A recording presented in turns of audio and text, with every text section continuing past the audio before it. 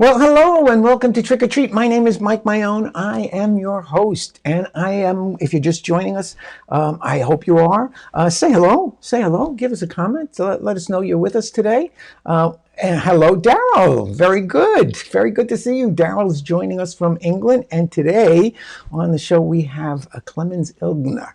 He's going to be interviewed today, and he's going to tell us some wonderful things about his life and his career as a musician and a magician. But that's coming up later on in the show. But we have some fun stuff planned for you before we get to that. Hey, and we do have a drawing, so stick around till the end of the show, and I'll tell you how you can participate in the drawing. You may win the original celebrity Presage, and it's a cool trick that I made. Yes, I'm very proud of it, and you can win a copy of it. It's a great trick. So hey, let's get started. Today we're going to start with a segment we haven't seen in a little bit. It's Who's the cutie? Who?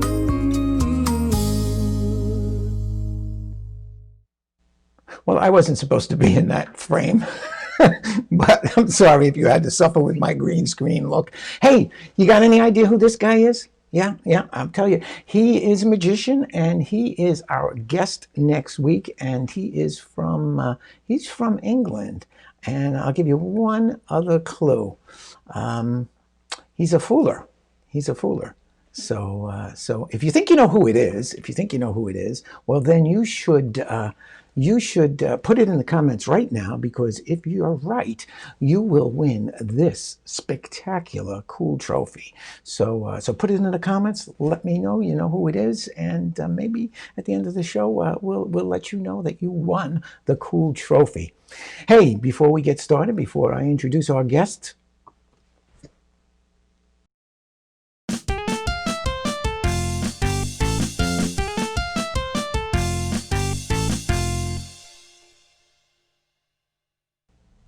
That's right, it's time for Brain Candy. Now, that's the clever work of Geoff Williams and Scott Franz, who challenged themselves to do a little piece of video, a little magic on video that did not use any camera tricks and was done in one continuous take. And let's take a look.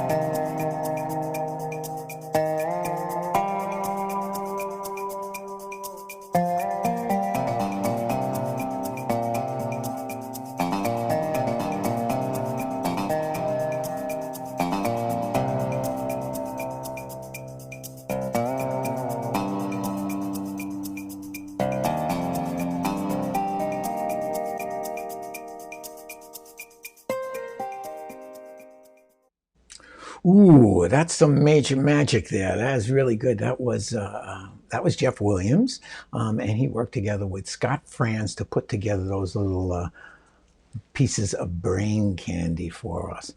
Hey, we added this back a little while ago. This little segment, a little bit of comedy from.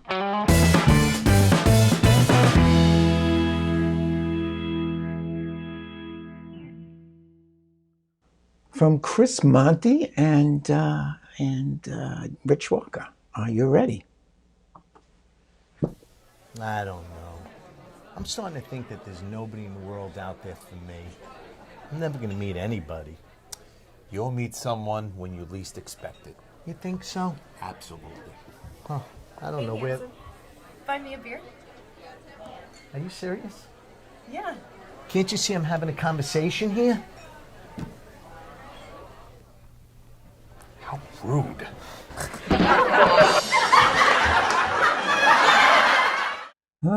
Yes, yes. Hey, if you like, if you enjoy Monty and Walker, you could see more Monty and Walker at on their website. That's MontyWalkerProductions.com. So we hope you will. Hey, mask the edges. We don't want to see that. Hey, Lisa, you just joined us. Lisa Spano, thank you very much for joining us. It's great to see you. Thanks for coming. If you're just joining us, we have Clemens Ilgner later on. But before we do that, it's time for everyone's favorite dead mentalist, Alexander.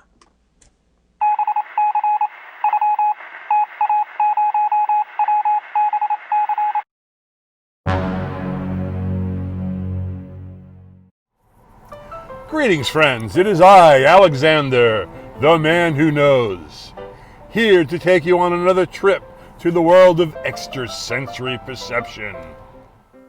In a moment, I'm going to show you 6 different playing cards, all of the same suit, but if each value is different. What I'm going to ask you to do is select one of those cards in your mind. That is going to be your primary card. Select your primary card now. Now what I want you to do is select a secondary card. The secondary card is the card that has the numerical value closest to your primary card. For instance, if you selected the 3, you would select the 2 as your secondary card. Now what you're going to do is you're going to make up a whole new card. You're going to take the numerical value of your primary card and add it to your secondary card. Remember, a jack's numerical value is 11 and a queen's value is 12. Now if you end up with a number that's a 2-digit number, then you're going to add those 2 digits together. What you want to create is a new card that is a 1-digit number. Do that now. Concentrate on the new card that you've created. Remember, its suit is hearts. I am getting the impression that you have thought of the 5 of hearts. Thank you and have a nice day.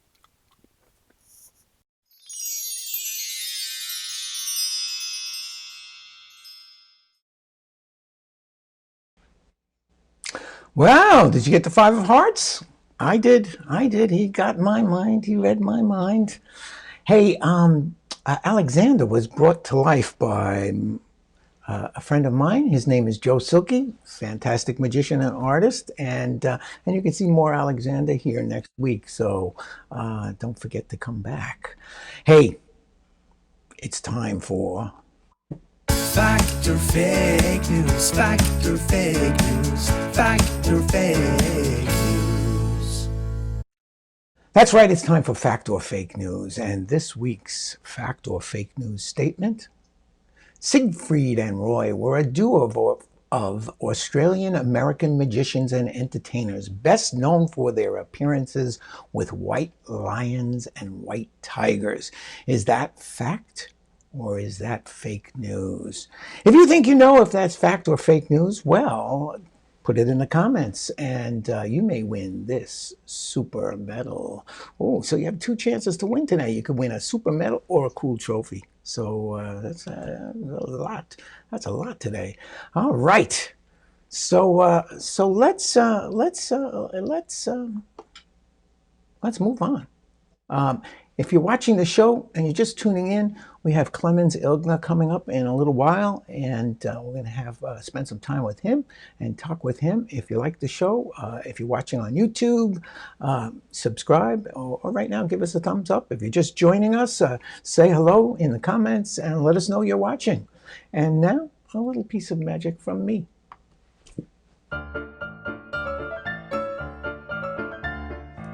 a little illusion for you that uses a card and a bill. Watch.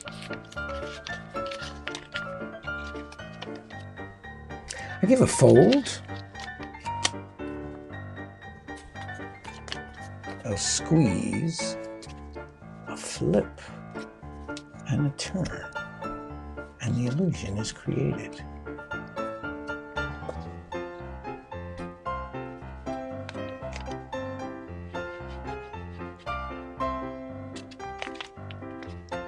Yes, it looks as if that card has penetrated the bill. But it's just an illusion, which can be destroyed just as easily with a little fold, a little squeeze, a little turn, a little flip, removal of the card, and examination of the bill.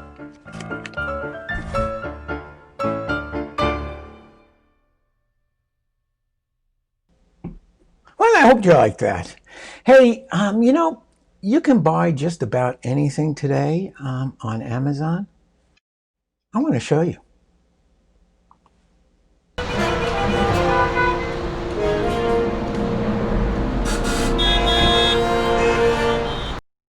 Yes, there's lots of weird stuff you can buy on Amazon, and I'm going to share some of those weird items that might be just for you or for the someone that you need to get a gift for. How about this? Do you know anybody who's just into chickens? Well, maybe they want to walk their chicken. If they're going to walk their chicken, they need a chicken harness and a chicken leash. And what's nice and special about this one is the little bow tie on the harness. Don't you like that? You may, if they're really into chickens, you may want chicken leg socks. Oh, why not? Hey, the woman who's really into chickens really needs to have a rubber chicken handbag. That is better than any handbag I've ever seen. Now, some people, they just need a place to rest their head sometimes. And you know, if you don't have a partner and you're just longing for that cushiony spot on their body to lay, well, you might want this. This is the official butt pillow from Amazon. And what I find most interesting about Amazon is, you know, they kind of know that a lot of people buy gifts together. You know, they buy products together. So they have a little feature at the bottom. You know, people often buy this with that, and so this one comes up with. You might want to buy that with your butt pillow. Now, talking about butts, hey, you into cat butts? Well, maybe you want a cat tissue box where the tissues come out of the cat's butt. Very handy, don't you think? Don't you think? And no home should be without this. Yes, it's the official Donald Trump Chia Pet. It's only $14. What a value. I'm praying that it's going to go down in value in November. Hey, Nicolas Cage, they say he will take any job that comes his way. I don't know what he did with all his money, but he will take any job. How about this one? A pillowcase. Look at that, a Nicolas Cage pillowcase. A bargain at $10.26. They say bacon is good on everything, including boo-boos, I guess. Because here you go, bacon bandages. I prefer my bacon, I think, on my cheeseburger. You know, they say that bathing suits are becoming just a little too revealing. How about this one? I think I prefer a bikini. Now, you know what's annoying? You know what's annoying when you get like a bag of Doritos or those cheese doodles and you're eating them and you get that orange stuff all over your fingers? Amazon's got this. Amazon's got the answer. Here you go. For $13, you can get these chip fingers. Yes, that's right. You put these little gloves on each one of your fingers and your thumb, and you can eat away without getting the orange on your fingers. And here, the best part, just like your fingers, they're washable. Yeah, that's true. Now I have found when I used to commute sometimes. Oh, look at that! Who would be calling me? When I was commuting, I would find it difficult sometimes to to drive and not to drive in the subway, to read your newspaper, to carry your briefcase, and then to hold your cup of coffee. So Amazon has the answer right here. Look at that. It's a subway pole cup holder. Only $17. Could be yours. You commute on the subways? Yeah, I'm sure that's going to keep your cup nice and sanitary, right? Now, do you have a couch potato in your family? Somebody who you need to get a gift for? How about putting their mug right on a potato? You can do that for $18.99. You can send a picture off, and you'll get a potato with their picture on it. Perfect for the couch potato in your life. Now, here's something we're talking about eating things. How about this? Edible glitter. Yep, edible glitter. I don't think that gets anywhere. I don't think that gets anywhere out of the bedroom. Look at this. My wife is telling me to turn my phone off. Yes, I know, dear. I just did. Oh, look at this. Now it's beeping. Oh, goodness gracious. All right. Hey. And this is for that person who really loves pickles. I like pickles. I put them on my hamburgers. I'll put them on grilled cheese sandwich. But I don't think I want pickles in my lip balm. That's right, pickle lip balm. And you know what? It's $12. Can you imagine that? Pickle lip balm is $12. I think chapstick is less expensive. Now, some people like soda pop. I do. I drink a little bit. I like my Diet Coke every now and again. Now, some people, you know what? One time I went to the Jewish deli in New York City, and they had celery soda.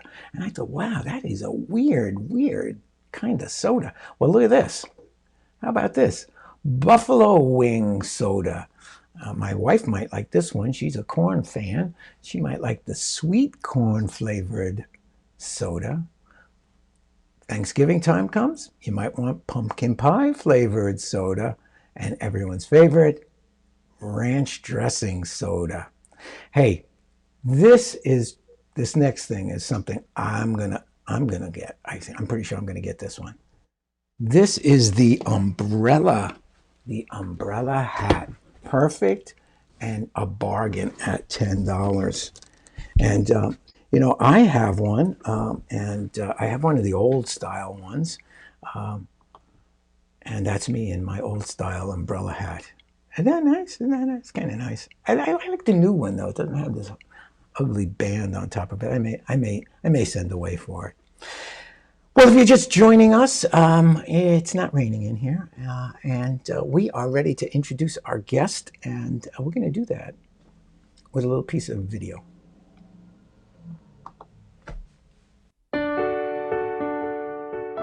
Also mich hat die Zauberei immer fasziniert, eigentlich seit ich denken kann. Ich habe den ersten Zauberer im Kindergarten gesehen und das hat mich fasziniert und bis heute gefesselt. Also ich liebe die sogenannten Klassiker der Zauberei, finde alte Kunststücke, die man vielleicht in ein modernes Gewand packen kann. Wenn ich nämlich dieses Glas mit der Röhre bedecke, einmal schnipse, wird aus dem Glas eine Flasche. Wenn ich jetzt diese Flasche mit der Röhre bedecke, einmal schnipse, wird daraus ein Glas. Wenn Sie mich fragen, wie es geht, ganz einfach, man braucht eine extra Flasche. So, ja, es gibt Zauberer, ja, die führen das Ganze ohne Gläser vor, ja, die trinken aus der Flasche. Oder andere Zauberer, ja, nehmen 2 Gläser, ist nämlich dann viel gemütlicher. So, wie das funktioniert, ganz einfach, man braucht eine extra Flasche. Ja. Ich kann den Flaschentrick nicht glauben. Man staunt die ganze Zeit und ist total fasziniert, was da passiert und was da vor einem sich auftut, ohne dass man es versteht. Los geht's. Ich werfe das Zaubersalz einmal hoch und schon ist es gesprungen. Ja, also nicht das Salz, sondern das Ende vom Zauberstab. Also was ich super finde, ist die Art, wie er präsentiert. Da ist man schon unterhalten, ohne dass er überhaupt was gemacht hat. Am meisten überrascht mich eigentlich, dass Clemens gar nicht diese Distanz aufbaut, die ich gewöhnt bin zwischen Zauberer und Publikum. Und durch diese Nähe ist das für mich noch viel überzeugender. Und diese ganz alten Tricks wie den Eierbeutel, ist so perfekt, wie ich es wirklich, ich bin selber Zauberer, noch nie gesehen habe.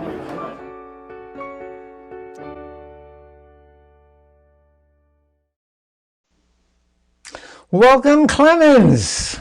Welcome to Trick or Treat. Hi. I am well. I am well. And how are you? I'm very good, thank you. Good, good, good. I'm so glad you're joining me today. That is wonderful. And if our audience doesn't know, Clemens is in Germany, and he's a German magician and a musician, and he has joined us today, and I am just thrilled. So now, I know you play in an orchestra. And I'm curious, what is the orchestra? Are they just doing recording sessions, or are they actually recording now, or are they actually performing? Yeah, it's quite difficult to play for a live audience right now. But as you know, in Germany, we are quite lucky with the coronavirus, and we are allowed to play up to 900 people in our concert hall right now. Wow. But you have to imagine that normally we have 2,000 seats. So it's probably half. They take some seats out of this. Later we see a picture of the concert hall, so you can imagine then. And the main thing is we can play because we have so many entrance doors. Because this is the problem. Not the problem is when the people are sitting in the concert hall. Mm-hmm. That's fine, because in a classic concert, normally the people are quiet. They don't cheer or they are right. quiet. Sure, So sure, of course. the risk for an infection is not very high in the hall, but when you come in. Oh, because the people are close. Venue, yeah, and if you have a venue with a lot of doors, then through every door there are only a couple of people coming in and out. So we get lucky, and we started our new season last week. So talking about, let's take a look at some pictures, but I want to start with a picture of somebody who's not you. Oh, let's put this in play mode. This is a nice picture because this shows my first magic show I ever attended. So this was in kindergarten. This was a summer party in the kindergarten, and this guy here, Manfred, is his name. He was a husband of the kindergarten teacher. And this is a summer party of my brothers last year in kindergarten. Mm-hmm. I was in the same kindergarten before, but this magician was performing there, and I was attending there, and I saw him. And I was so impressed, and I was 8 years old when I saw this. And there on the right side, you can see me with a white shirt, laughing about some jokes of the magician. And this was when I was infected by not the coronavirus, but the magic virus. Yes, it is a virus, I think. It's dangerous because this magic virus holds forever. Okay, yes, once it infects you forever. You're so right about that. Hey, here's a picture of you and that magician sometime back, sometime more recent, I think, huh? Yeah, this is probably 30 years later. The funny thing is that this guy didn't change a lot. He had this gray-white hair 30 years ago, and he's a good friend because he took.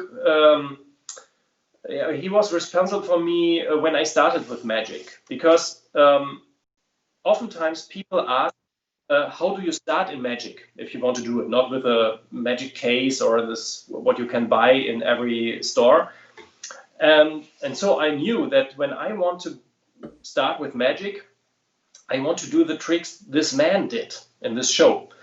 And so my mother called him and said, yeah, my son was very impressed, and how can he become a hobby magician? And this guy helped me by taking me with him in a special store, in the magic store, we call it brick and mortar magic store. And there I bought my first tricks. And this is 30 years later. We performed in a little magic convention or magic festival in Bonn, my hometown.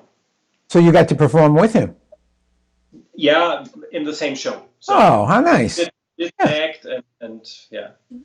Now, this is an interesting picture because it shows you performing magic, but with an orchestra behind you. Not too many people get to have an orchestra play behind them. Did they accompany your magic? Did they play through your act? Yeah. What? Yeah, this is not through my during my act. This is my orchestra. So the orchestra I belong to. This is the Essen Philharmonic Orchestra. You wrote in the advertisement that I'm a member of the Kremerata Baltica. What is not true, because the Kremerata Baltica is only a string orchestra. Oh, but okay. Idon Kramer, the founder and conductor, he invited me for his Jubilee tour as a soloist. So I toured with them. Okay. But in this picture, you see my orchestra. This is the Essen Philharmonic Orchestra. This is a full-time professional classic opera and concert orchestra. And I have a lifetime contract with them, or not lifetime, working lifetime contract with them. And when I started playing there, the trumpet, of course, my colleagues figured out that I do magic as well. So one guy from the orchestra said, "Oh, that would be a nice idea to have a concert with typical magic music, like the Harry Potter suite or the Apprentice from there's a couple of nice music pieces about magic, and we play this, and in between you do kind of a MC working and do some magic." So I did it, and yeah. Yeah, I'm sure it wasn't hard for them to figure out that you do magic. We have a tendency, don't we, to show anyone who wants to look at a magic trick once we're into this, once we have this virus. This is your orchestra, yes? Yes, this is my orchestra in the world famous Concertgebouw. This is in Amsterdam. This is one of the most famous concert halls in the world. And Essen and Amsterdam is only 2 hours by car, and from time to time we will perform there as guests. So, and here you see it's a sold out concert with standing ovations in the end, and this is a really beautiful concert hall. It looks this is nice that as a musician you're traveling the world a lot. And have opportunities to meet a lot of musicians and magicians, of course. Sure, I love the organ in this. Yeah, this is a beautiful one. My goodness, that is something. And here are some of the other concert halls you've played at. Yeah, actually, those are 2 concert halls. Two. One picture, on the right, with the red seats. This is our concert hall. So there are 2,000 seats. Wow. And so this is where we do concerts. And the other pictures are our opera house. The buildings are in a little park next to each other. And the opera house is by the Finnish architect Alvar Aalto, the famous architect. And you see the front door in the upper right, the down right side. And then you see a picture in the middle, above. It's the view from the stage. So you are looking into the audience. There are probably 1,300 seats in the opera house. And it's a beautiful modern style opera house. It is. Now, I know it must have been very competitive to get selected for to play in your orchestra. I know there aren't that many positions, are there? In the it is quite difficult to get a position in an orchestra. Yeah. It's but on the other side, in Germany, we have very much orchestras. In Germany, we probably have 125 full-time professional orchestras. Did you say 125? 105 professional full-time orchestras. So every major city and bigger town has its own orchestra or theater orchestra. And and we belong to the townships. So I work for the township because we have in our constitution, we have there something written. It's like that the cultural life of Germany, the government is responsible for that. So they have to deliver cultural things for the people, like museums, theaters, orchestras, and so on. And so we are very lucky to have so much orchestra that, but it is a competition to get a position. So if there's a free chair in one of those orchestras, you apply, and then this is like a competition, and there are coming people from all over the world, also from America from time to time. They play in the first round, and then it's a very democratic system because the members of the orchestra decide who comes to the next round. And then it's a third round and a fourth round. And then after this, you have a trial for 1 year. And then you play with this orchestra. You play your position in the orchestra. And after that year, the orchestra has to count for you. And it's like election. Uh-huh. And then you need 75% of the of the whole members to get in, and if you have this contract, then you have a lifetime contract. Well, that is in the States, the arts are they're coming under fire a bit. We have not as much. I don't think we have as much government support for the arts as you do in Germany, and that's one of the things I like about talking with people from other countries. You learn that the way they do things are very different from the way you do things in your country. I know, for example, you had you got to have a rather lengthy time when your children were born to sort of paternity leave, which is only a new thing here. Even the notion of a paternity leave, not many companies offer that.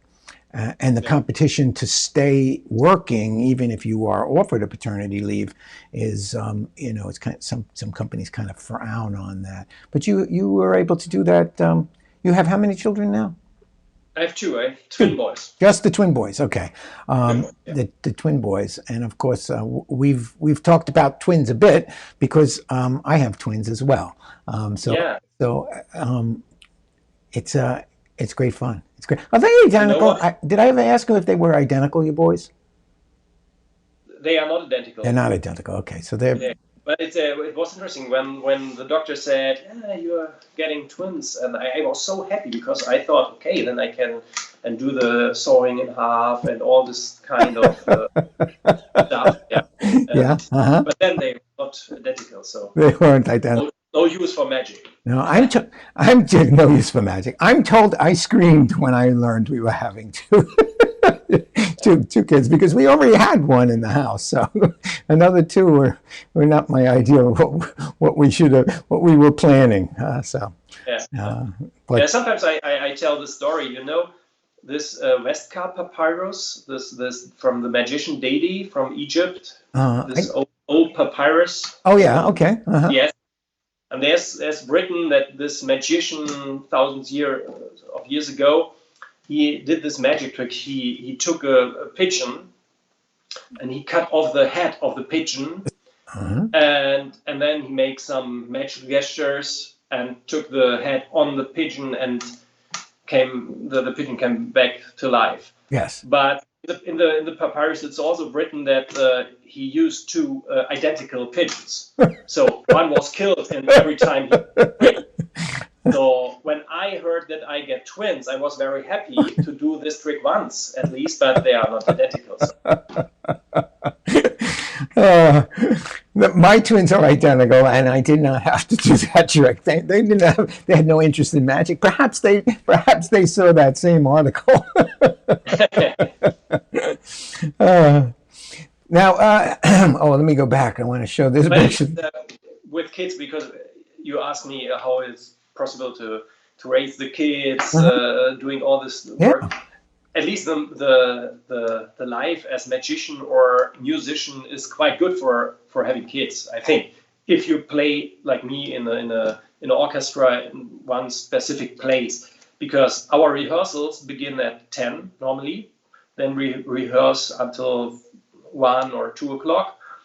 Then we have the afternoon off, and then we have performances or another rehearsal in the evening. So you can bring the kids to kindergarten or school in the morning, then you go to your job. Then if you are finished, you can pick up the kids, and then you need somebody for the evening sometimes. Right. But at least it's quite good with this kind of jobs to have kids, in my opinion. But that's because you don't travel that much with your orchestra, it sounds like. No, I Because don't. they play Not that much. Not that much. Not that- Now, well, first off, no, I don't think we mentioned that you play trumpet. Yes? Yes. Yes. Oh no, we did not. No, I think we did. Yeah, I'm a trumpet player. Yeah. You're a trumpet player. And there's not a lot of brass in the orchestra, is there? Oh yeah, we have 5 trumpet players. Oh, 5. Okay. Trombone players, a tuba, and 7 French horn players. Wonderful, wonderful. Now, you're not in Disney World here. Those aren't Mickey, but those are mouse ears. Yeah. Yeah, this is a nice thing if you are working in the opera house like me, is that a lot of composers put some so-called stage music in their pieces. And this picture we just saw is from La Bohème. There's like a banda, a brass band playing on the stage. And the director of this opera in our house decided to this place in a Christmas market. And on the Christmas market is a brass band, and everybody looks like Mickey Mouse. So we have to dress like Mickey Mouse, and then you can see me on stage playing the trumpet with my colleagues, and everybody looks like Mickey Mouse. Except for the music. This is original music. But Right. And now, I think you told me when we were looking at these pictures that this gentleman is a singer? yeah, this is a singer. This is Bryn Terfel. It's probably one of the most famous and best opera singers in the world. It's a baritone. And I had a concert with him. This is in front of the Frauenkirche in Dresden. And this was a big open air concert. And the nice thing about this guy is he was very nice, and he's a world star, but he was very nice to us, and we had a lot of fun in the evening. And he's so famous, but he never performed in Bayreuth. You know Bayreuth, the famous Wagner festival. And normally, all those singers are looking forward to sing one time in their life in Bayreuth. But he couldn't come because he's from Wales, and he said, no, Bayreuth is a festival in summer. There's always vacation time with my kids, and I don't come to Bayreuth. I have to do the vacation with my kids. So I think this is a nice little thing, that his family is very important for him. Even he's so famous. And this looks like you're in the circus, but it also looks like you're in your concert hall. Yeah, no, this is a circus. And Daryl knows where this is. This is the Blackpool Circus. This is an unbelievable indoor circus. This is not the tent. And this is a circus. They have those normal performances in this stage area.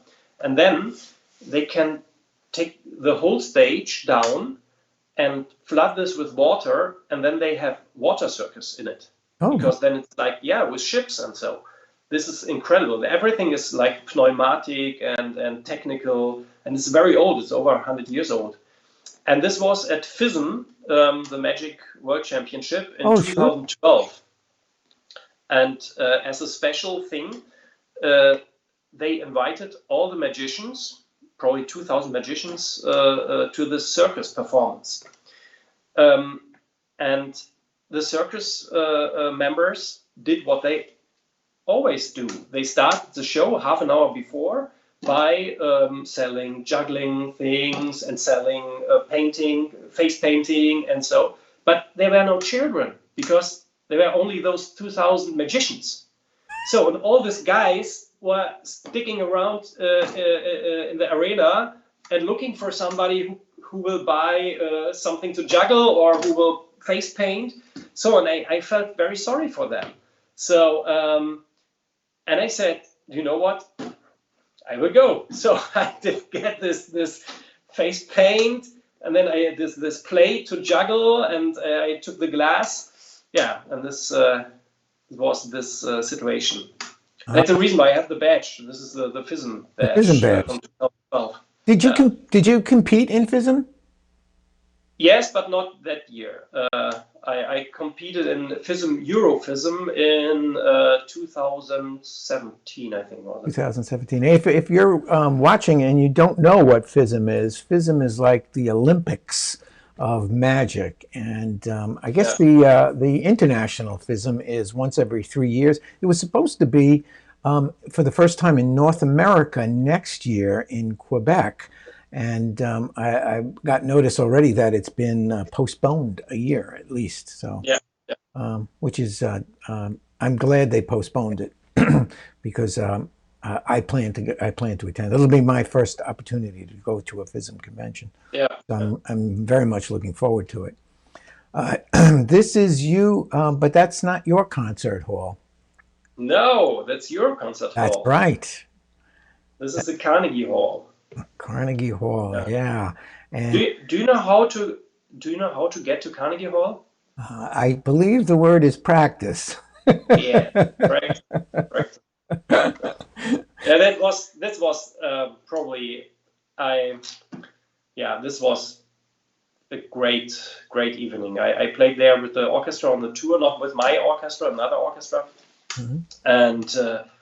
But that was fantastic to play there because it's so famous, this hall, and for me it was so famous, special because when I was a kid, I saw documentation about Carnegie Hall with my father, and I was so impressed by this hall and on everything and all the famous people who performed there and so on.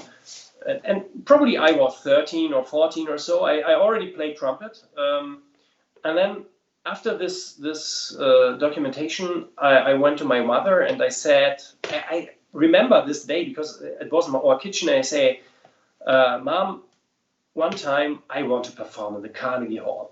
And my mother said, if you are going to perform in the Carnegie Hall, I will come and hear you in the concert.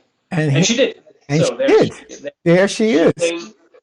She came all the way from Germany. When I had the date for the concert, she immediately booked cards or tickets and the flights. And there on the left side is my sister, my older sister. So I come from a family with 5 kids, and this is my oldest sister, Andrea, and my mom after the concert.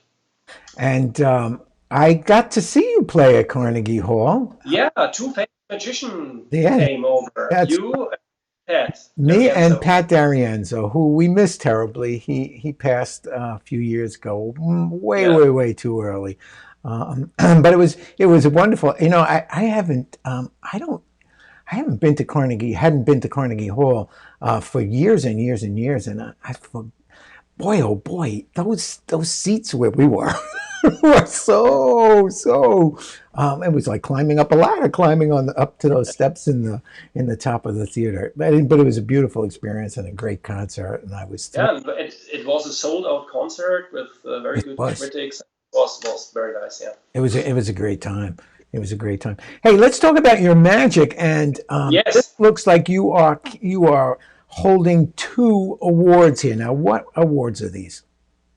Those are the vice champion for parlor magic and for close-up magic, and the German champion, the last German champion.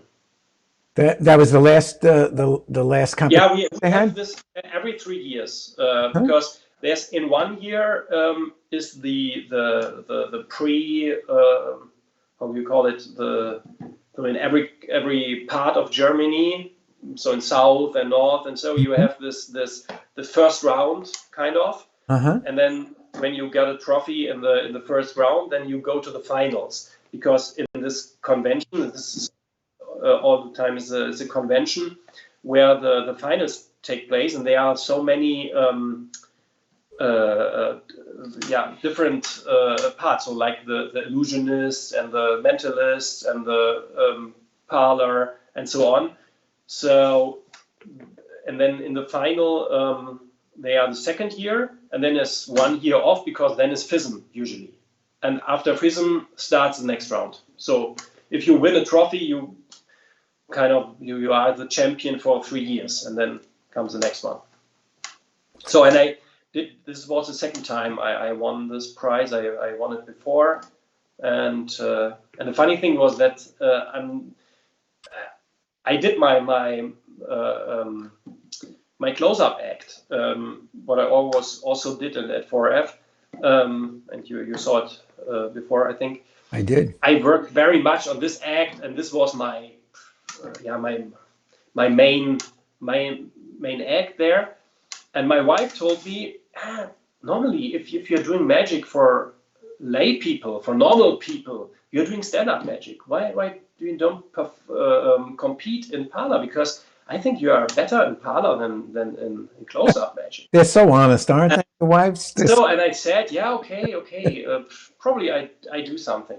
So, and I worked and practiced and refined my close-up act, and I had no idea what to do in the parlor act. And so I ended up in the finals, and I didn't have an act in parlor, only in close-up. So I had some props and some ideas, but not a real act. So then the competition comes in the morning, and I just entered the stage. I took some funny things from the days before I saw in lectures or over, and did some comedy magic about this and talking about this.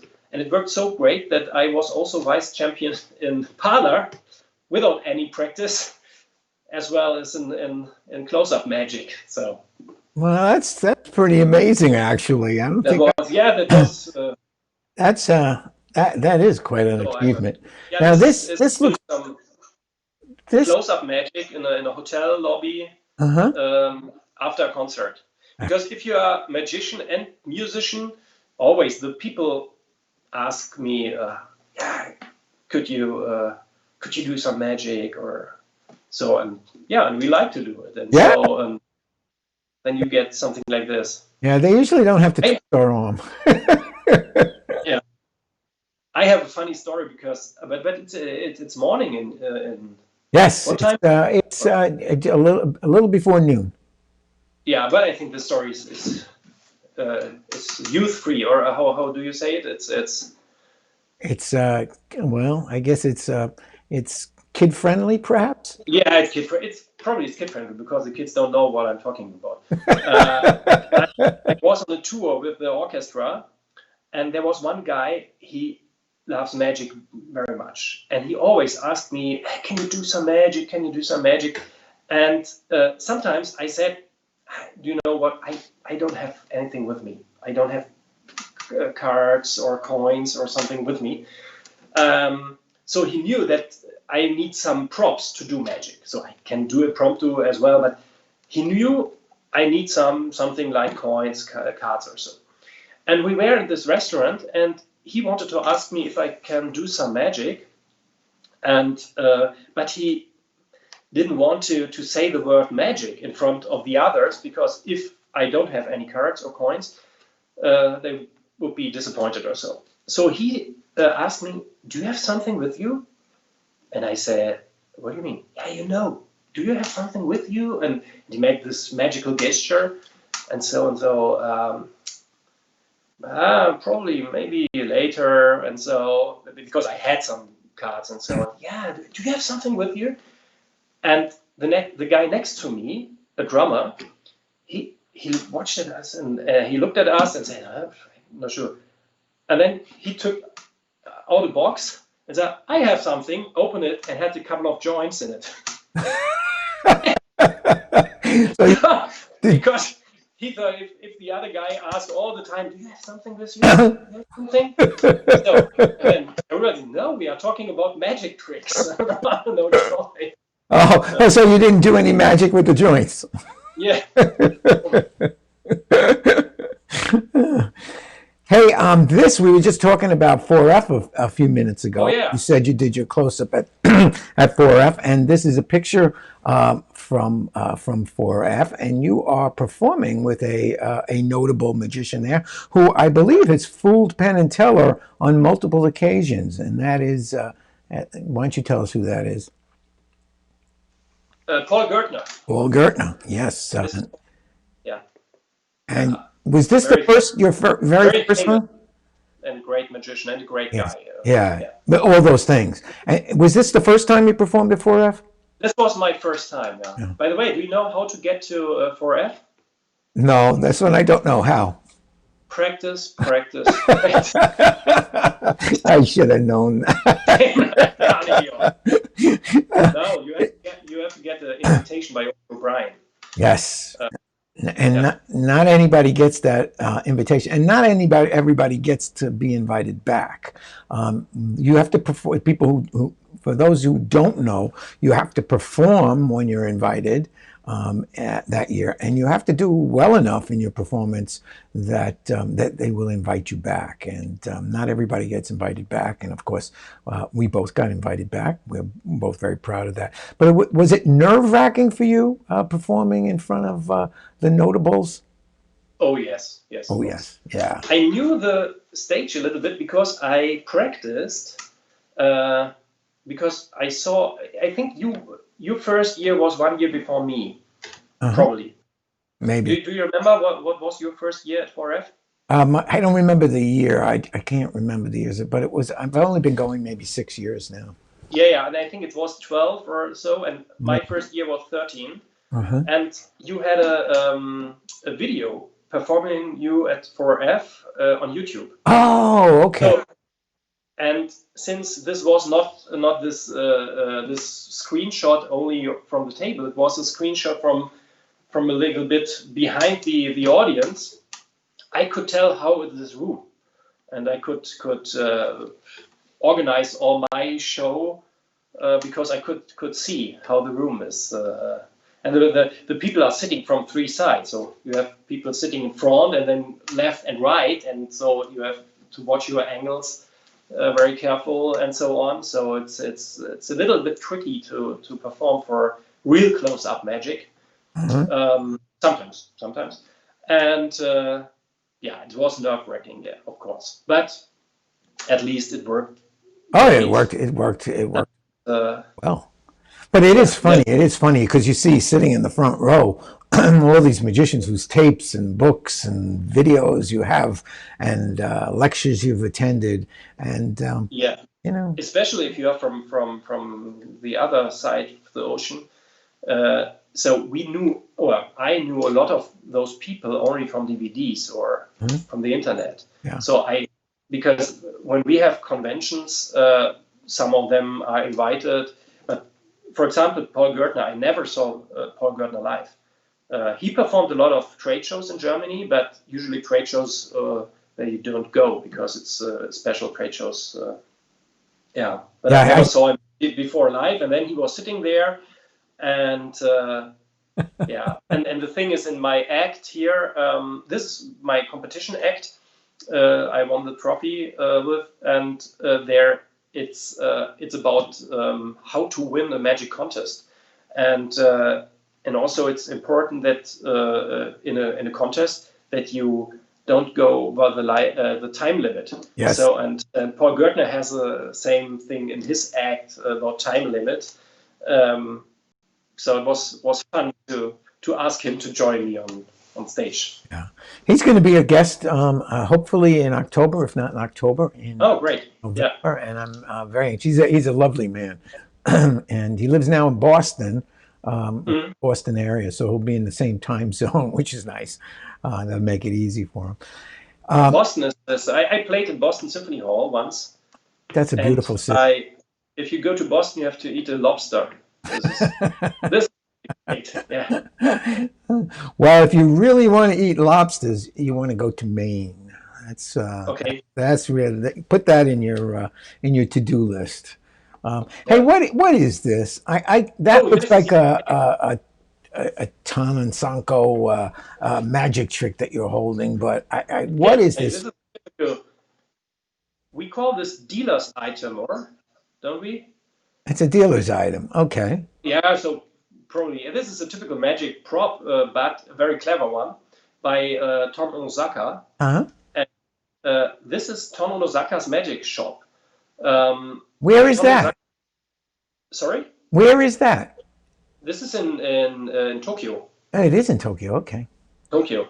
Yeah. I went to Tokyo with the orchestra and played there.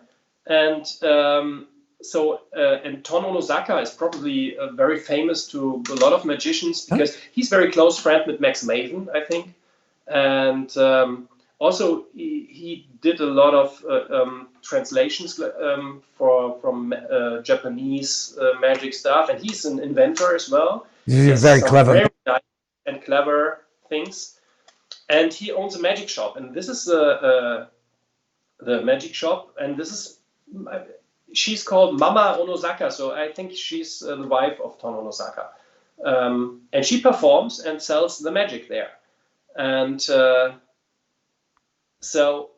And sometime I had a good friend, a good magician friend. He passed away a couple of years ago, and every time he went to a magic shop, what is very clean and nice, he said, "This is not a magic shop. And a magic shop just should look like this." Yeah.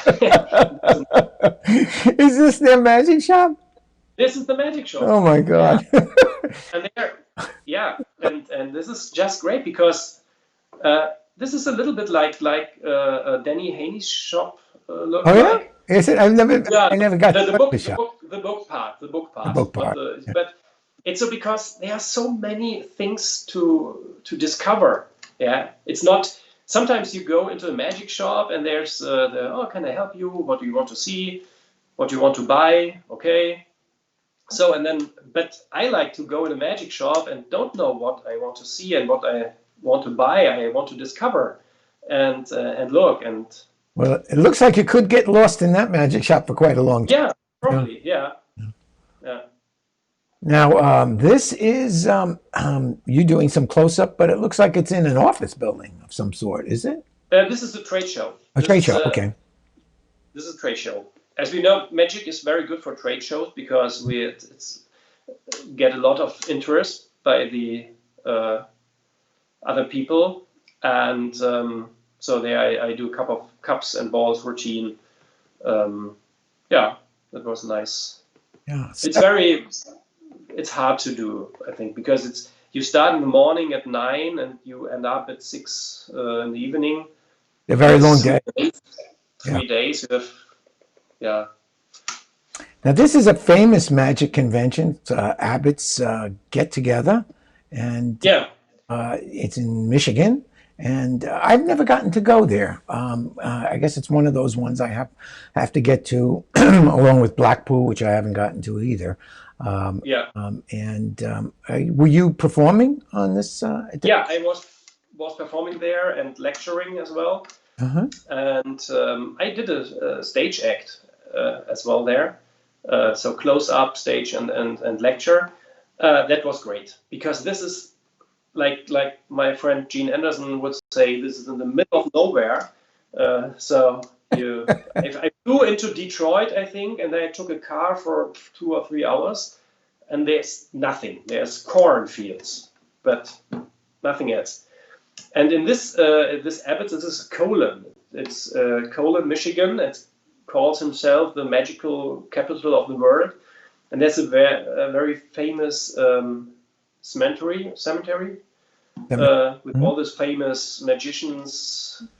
This is I think Harry Blackstone used to live there, I think, in his older days, and this it's great because it's like family meeting all the time, and because it's so hot in summer, they have they have a dealers fair, so for the magic shops and magic things in one sports room or something like that. But also they have on the streets, they have magic dealers who sell or flea market with magic things on the streets. Absolutely amazing. It must be a lot of fun. It's a lot of fun. Yeah, it's really nice. It's really nice. It's a nice area. So, and you can go with your family if you want, because there are lakes. You can swim. The family can have fun the whole day. And in the evening, every evening is a show, and that I think this was very nice, because normally if you go to a magic convention, also in the show there are only magicians sitting, but in Abbott it's probably half or even probably more lay people sitting in the shows in the evening than magicians. What is great for the performers, because they do their real work. And they have the real audience participation and not this magic for magicians. Yeah, magic for magicians is different than magic for real people. And it's nice when they overlap. Sometimes they do, but for the most part, they're a different kind of an audience. This was a picture that I took at our Parlor of Mystery when you performed there, and I remember the young lady her name is Arlene, and she gave just the most beautiful reaction when you did the egg bag, and I love the picture. It's always nice when you get a picture with a really grand reaction of when you're performing. It's just one of the things you really see. And especially with this trick, this is so amazing. It's when I first saw this was at the FISM in The Hague. I think it was 2001 or 2. I don't know. I don't remember. And so probably 20 years ago. And I wanted to attend a lecture by Aldo Colombini, this Italian. Aldo Colombini, Aldo Colombini, but he was ill and couldn't make it. And so they said, okay, Johnny Thompson will fill in for him and do a lecture. But he was not prepared to do a lecture, but he had his normal stuff. So his coins, his cards. And so he did probably his classics. With the coins to the table and 3 balls in the net. And this was the first time that I saw a guy doing this kind of magic. So, because I knew Di Vernon, the books, and I knew Michael Ammer. When I was young, everything was Michael Ammer, so the videos. But this was a different style. There was this guy, he comes in the tuxedo doing this lecture, and he ended and got a standing ovation, and then somebody and he said, somebody has a question, please ask, and somebody said, can you show the egg bag? And he said, no, of course I can. So, and he took out his egg bag, and then I thought, okay, egg bag. And then I saw this egg bag, and I was fooled. I had no idea how that work. And so then but since he filled in for Aldo Colombini, he had no things to sell. So there were no egg bags. And I knew that this is a Malini egg bag, but I had no clue how this works, because everything in the second part of the routine, everything worked in the hands of the spectator. So the egg appears and disappears in the hand of the spectator. And they can feel and touch the egg bag. So I came home and I wanted to start doing this. But in those times it was quite difficult to find a good egg bag, especially a Bellini egg bag. And the dealers here in this area, they didn't have any Bellini egg bags. So I took the Vernon book on Bellini, and I took this description and started and asked my mother, who is a very good sewer by hobby. I said, you should can you sue me, something like that? And I explained to her what is very important. And so I got my first Bellini egg bag, and it worked very, very good. So I started doing this routine 20 years ago. So it wasn't a Bellini egg bag you used, it was a mommy egg bag. Yes. Very interesting, very interesting. Yeah. And Johnny Thompson's routine is just an absolutely beautiful routine. Yeah. He was a great lecturer too when he would show that off. I remember the very first time I saw him lecture. He lectured on the egg bag, and he fooled me. Yeah. Now here's I have a couple of slides with various magicians here. I see Martin Cox is here. I see Rocco is here. There's Aldo Colombini in the upper right, and then Gene Anderson is here. And who is on the right on the bottom? I don't know that. This is Bruno Copin, a French magician. I don't think I've seen him. He lectured at 4F. Oh, did he? Okay, I missed. Yeah. He's quite famous. He lives in Lille, in France, and he specialized on something I don't want to say here because lay people might be watching. Yeah. Does it start with a T? Yeah. We can say animated miracles. What was that? Animated miracles. Animated miracles. Okay. Rising cards and moving cards. Okay. Oh yes. I remember. Yes. That was a wonderful exhibition. And here's some more. There. Top left side, you see Roberto Giobbi. Oh yes, he's great. The author of Card College.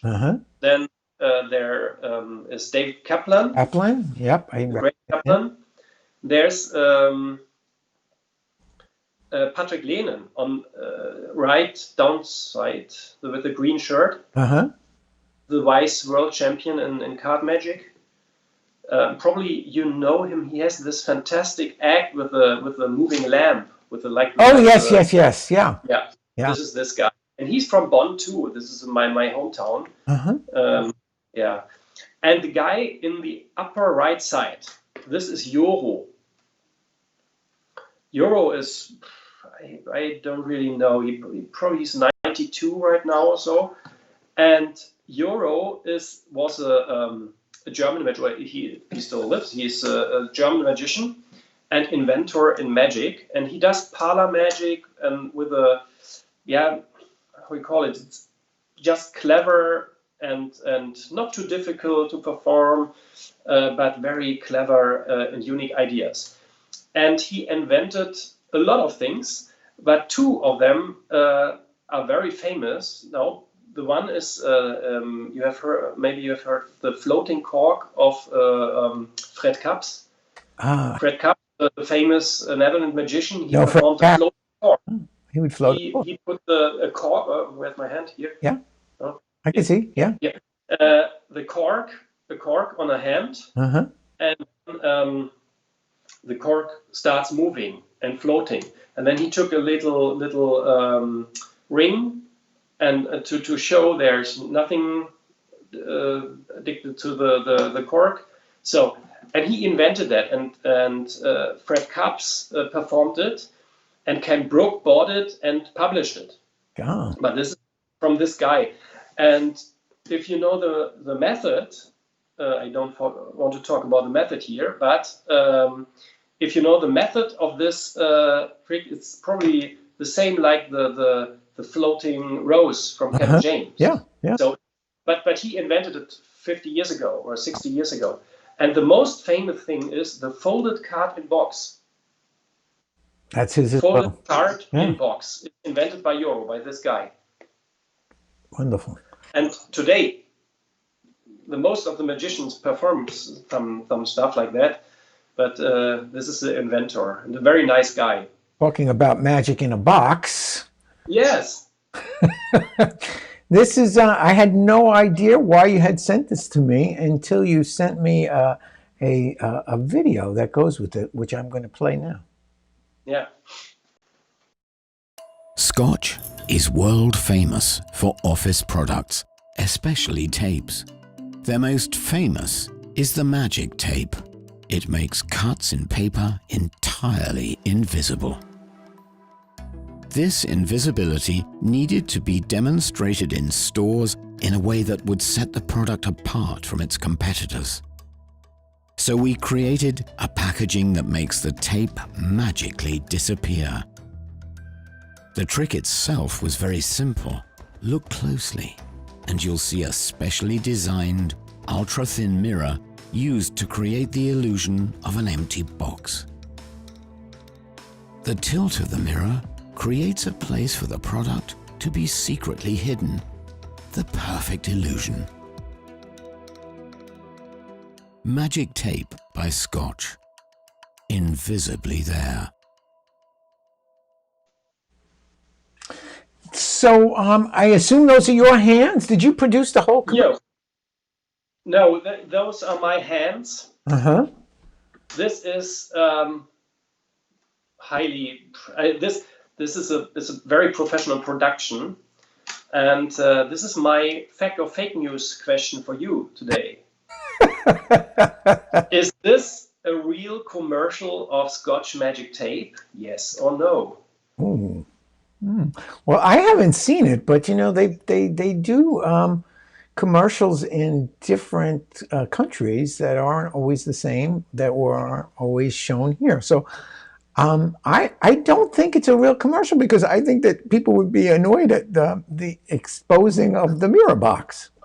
So I'm going to say no. Course, but at least McDonald's has magic tricks too. So I think you are right, probably, but I think Scotch is not interested in magic secrets at all. No, it's not a real commercial. This is fake. It was fake. What was it done for then? Yeah, this is interesting. I got a call from a company who does commercials for big firms and companies all over the world. And they said, yeah, we want to make a commercial for this Scotch Magic Tape. And they sent me pictures of the box. And even they sent me pictures of the box hanging in stores. So like in Staples. So you saw the box hanging. They are for this product. So then I came there, and they explained me that what they want to do, but they didn't really know what they want to do. They say we want to do some magic with the tape. We don't know how and what, and can you offer us something? And and then I saw the box, and then we had the first meeting, and I said, okay, can I take one of those boxes with me? Because I want to brainstorm a little. So, oh no, that's not possible though. There are only 3 boxes on the world, and they are very expensive. And I said, hey, what? And then they told me, yeah, this is not a commercial for Scotch. They have the rights to use it, to use Scotch in this, but this is a competition for advertisement videos. And in Cannes, you know Cannes in France, sure. Where Paris Film Festival is, yeah. The week after the film festival is a commercial film festival. Oh, okay. So, and this guy who made this this video won 3 trophies in the years before for best commercial videos. There are some very famous commercials from telecom phones and so in Germany. So, but this is completely fake. This never appeared, and even the shots in the stores were fake, because they pretend when they go to the festival, to this competition, it should look like this is the real thing. Sure. So, and they won the Bronze Lion for best advertisement video. And what I found the nice was that was very this was filmed in an office. You can when we see the next picture. Here it is. This is all. This is the office desk, a very good camera, and then they had 2 lights, one above the boxes and one on the side, and then they were only black velvet all over, I had some black shirt and white gloves. And also there are no computer editing or so in this whole thing. Of course, they cut everything with the computer because today they do it with computer, but it's not no CGI, right? Yeah. Even if when the tape appears in the beginning, there is no appearing. This is I hold my fingers like that with the magic tape in my fingers. The camera comes from that side, and there's a light above. So the light is coming from above. I hold it like this. The camera is here, and then the camera looks through the. So you can't see the because because of the light, it's not you can't see it. But if the camera turns this direction, it becomes visible. So this is not a computer trick. No, it becomes visible. It's a light. It's only a thing with the camera perspective. Right. And it was very interesting. Now, and what I learned also is this is because I showed them a lot of tricks with this tape. I did this French drop or this fake transfer thing. They liked it very much, and I showed them like a floating tape, like the light flight here, so it floats, and they were so impressed. And the director said, "Oh, this is great! How does this work?" And so, I can't tell you, but we can do this.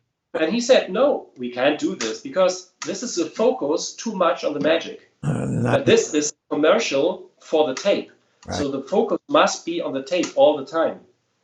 Now that wasn't a real box that they used to sell their tape. This was a real box, but they made only 3 of them. 3, okay, it was a real box. It's not the product box. They don't really use that box. They make 5 because in the end we have 5 or so. 5 of them, But that's all. Oh, very wild. Hey, now you've also been the subject of some articles, and I think I have them right here. Let's see if we can. There we go. Yeah, and that must have been fun. Last year it was fun because we had we have like a I don't know how you call it. Is it sponsoring? If you give money for the theater, for your local theater or for the orchestra, you're sponsoring it. Is this right? Can I say it like that? That's correct. Yeah. Right. So and we have it's a community of sponsors for our orchestra and theater, and they try to do some special events for them.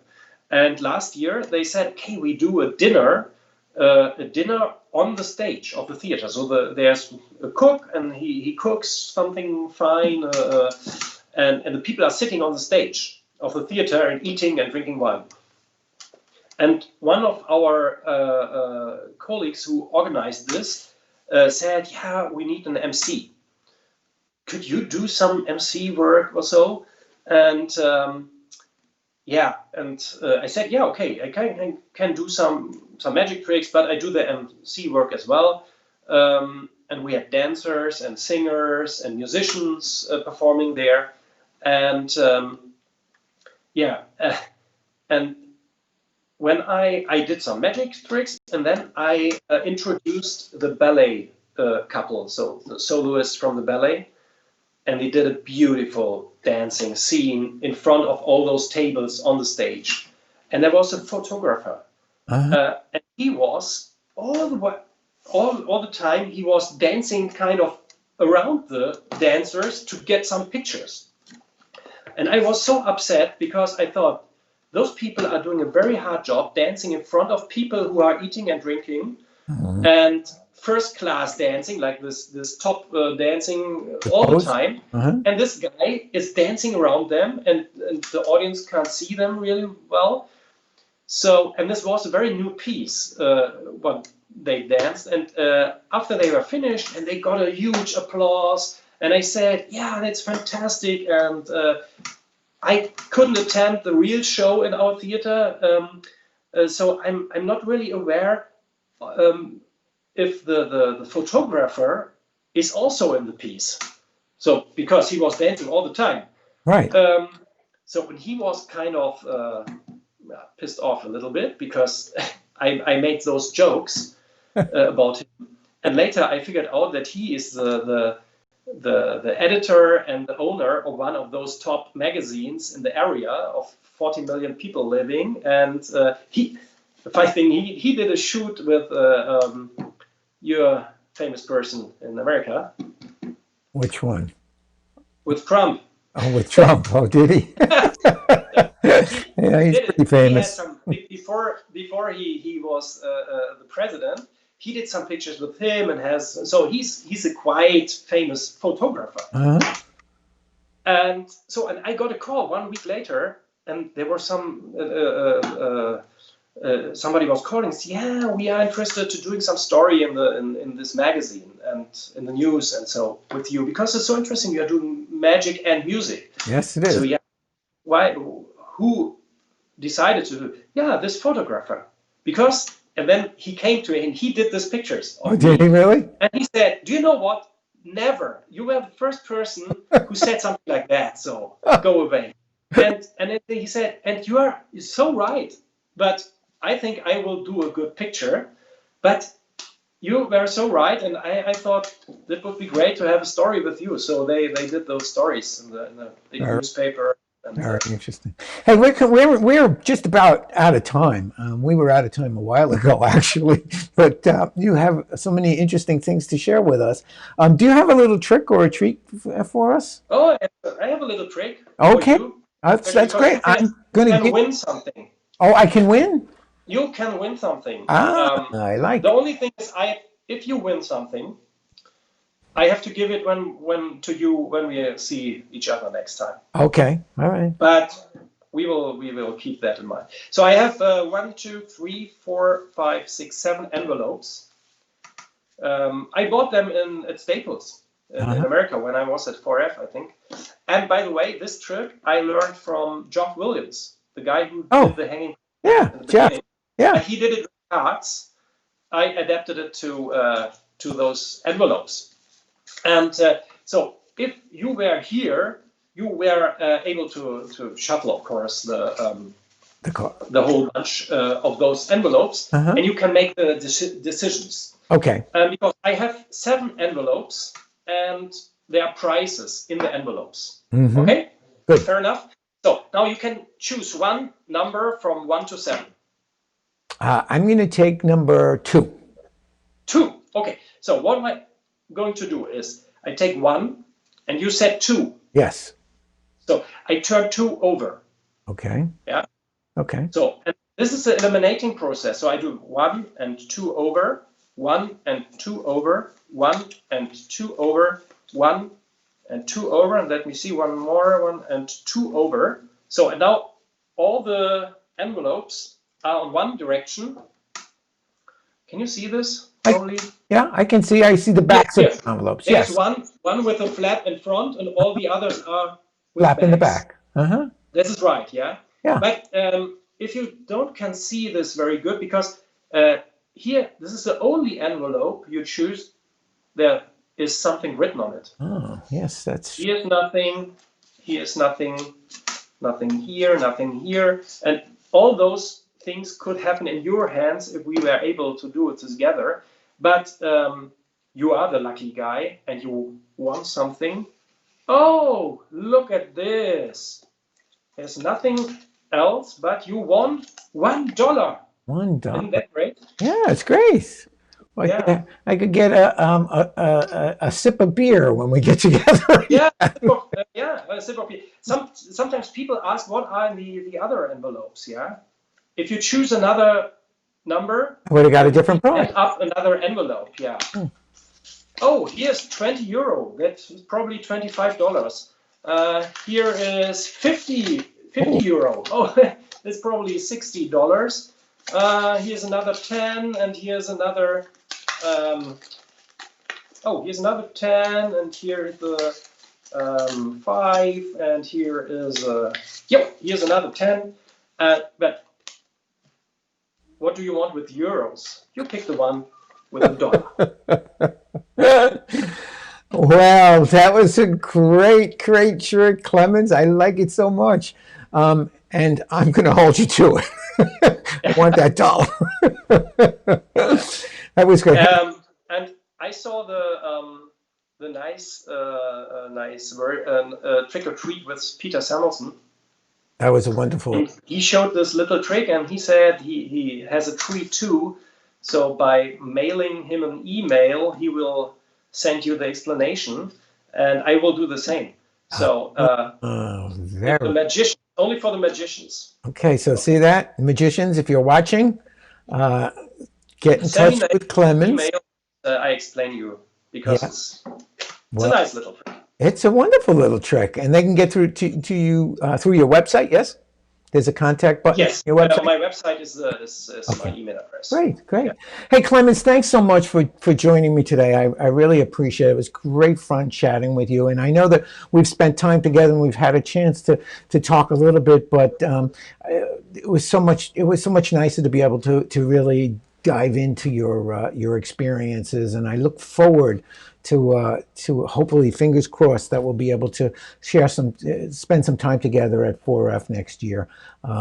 So my thanks. Thank you so very much. Thank you, and thank you for watching, and hopefully we see and stay safe. Stay safe. Yes, everyone should stay safe. So let's see, where am I? I'm going to see if I can bring myself up over here. Let's see, where are we? Here we are. Okay, bye. So if you want to get the instructions for that trick, I do. That was a great little trick. Get in touch with Clemens. There's his website. I know he would. He'll share that with you, and I'd love to hear from you if you enjoyed the show. Please let him know. Please let him know. Hey, a couple of things we want to finish up before we say goodbye.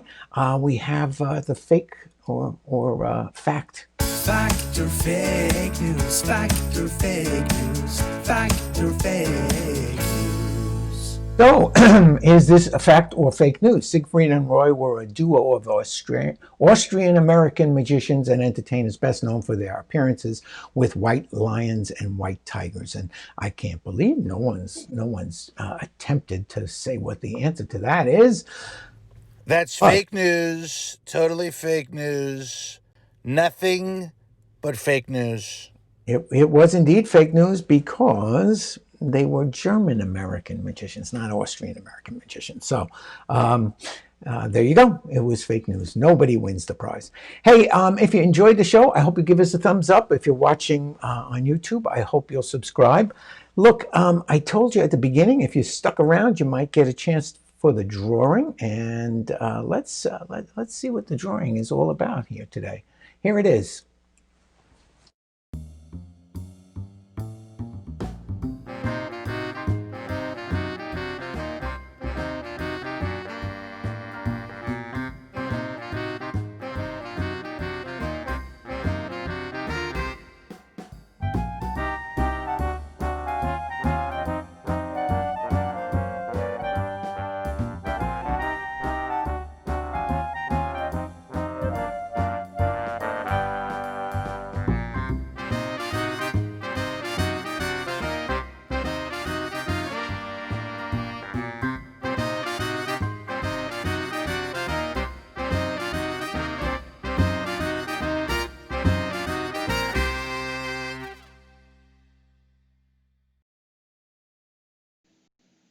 So what was that all about? Well, if you are on the Magic Cafe, you may know that this is the book that was the book test that was voted Magic Trick of the Year last year, and it's Celebrity Presage, and it was created by me and Brett Barry at Spend Pads. Now, this is not the original book.